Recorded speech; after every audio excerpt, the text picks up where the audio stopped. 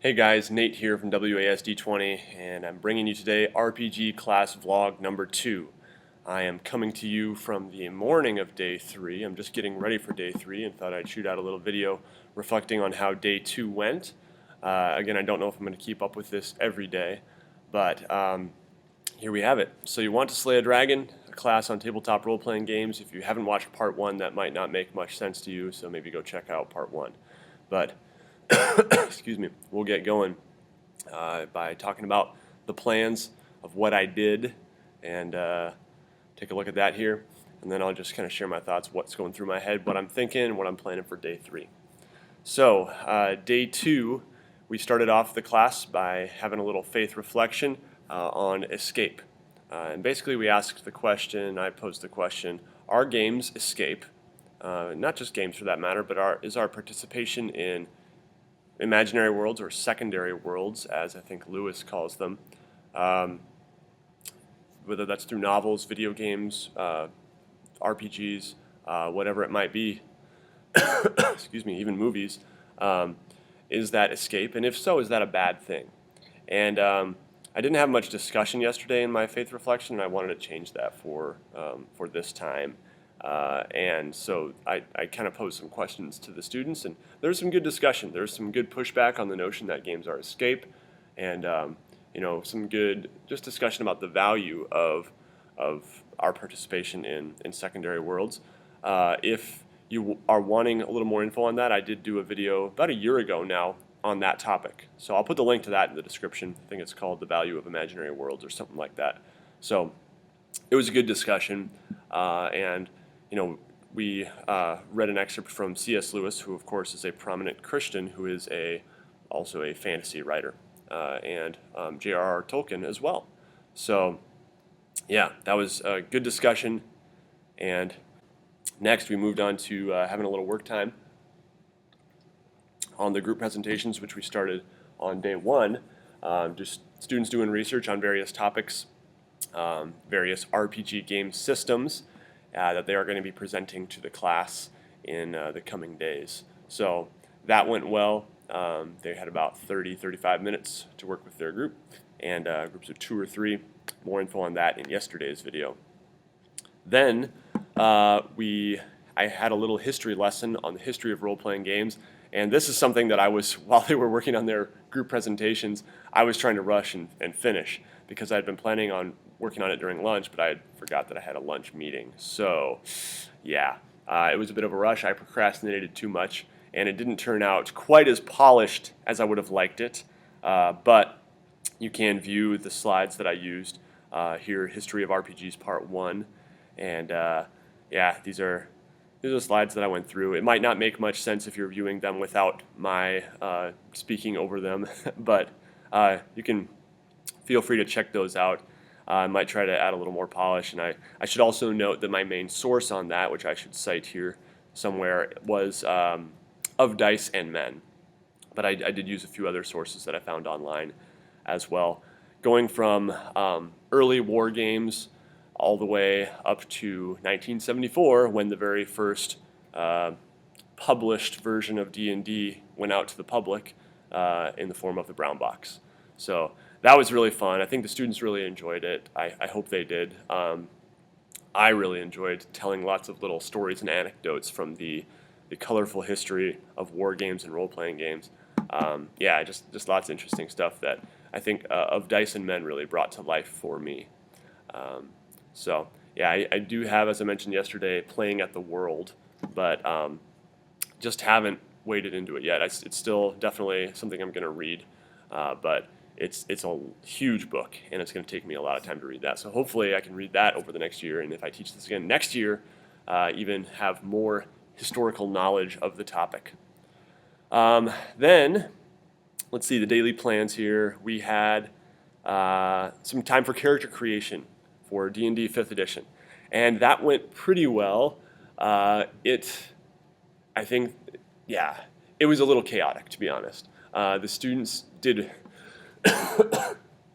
excuse me, the students did very well with what I gave them, but I didn't give them much info.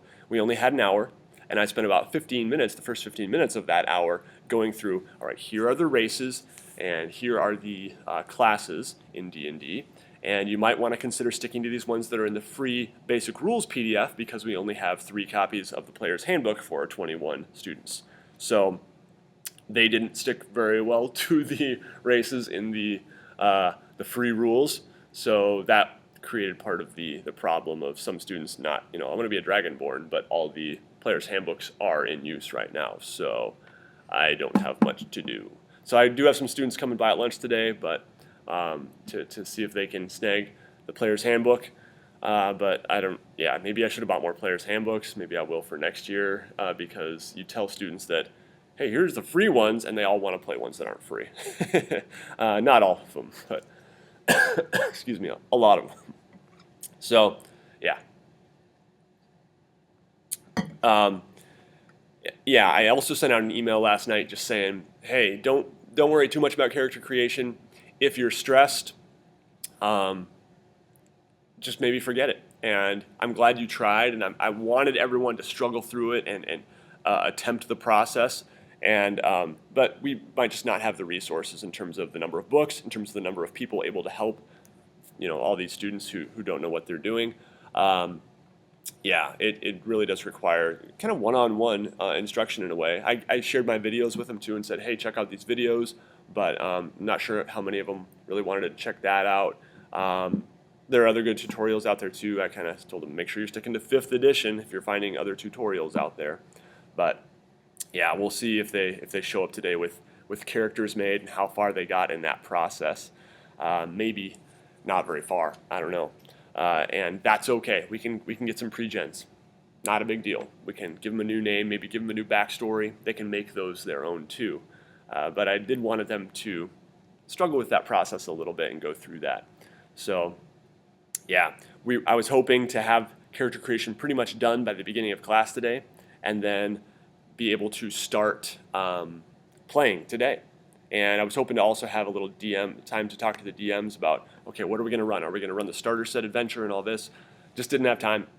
So I think I'm just going to have to slow things down, put the brakes on a little bit, and instead of playing today, I'm thinking, I should also note before I move on, I did give them a homework assignment on violence, Christian perspectives on violence in games.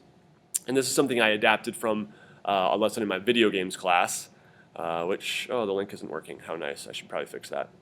So anyway, just kind of thinking about what do we do with the notion that games are often very violent, not always, and is it right for us to participate in this sort of thing? Or for that matter, it's not just violence. It's if you're playing Civilization, you're relying on slave labor and engaging in imperialism.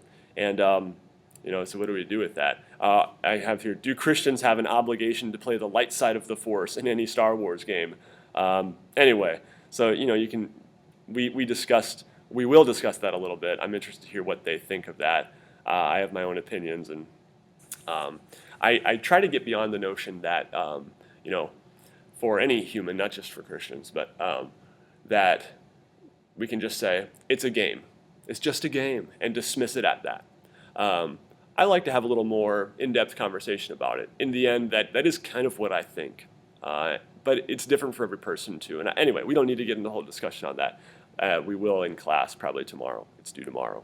So, yeah, we'll see what they think of that. And I enjoy talking about that topic. But today I have planned to continue character creation, form the gaming groups, GM basics and how the game is played. And I think that's going to be something that, based on my experience with character creation and kind of throwing them at it without very much information, I've learned okay, in this setting, I think I'm going to need to do more instruction. The idea of just saying, here we go, works if you have one DM who is really knowledgeable and a good teacher and a group of players and probably pre-gen characters. That can work, but I'm not confident that we have that. DMs who are going to be good teachers. I have some DMs who I think can do it for sure. But I don't know if I have enough for every group. So I think we're just going to have to pump the brakes a little bit and slow things down with that process. And maybe we'll start playing today and do one encounter. I think that would be kind of cool. maybe throw a battle at them, or a little role-playing scenario or something, a negotiation. I don't know. We'll see how it goes.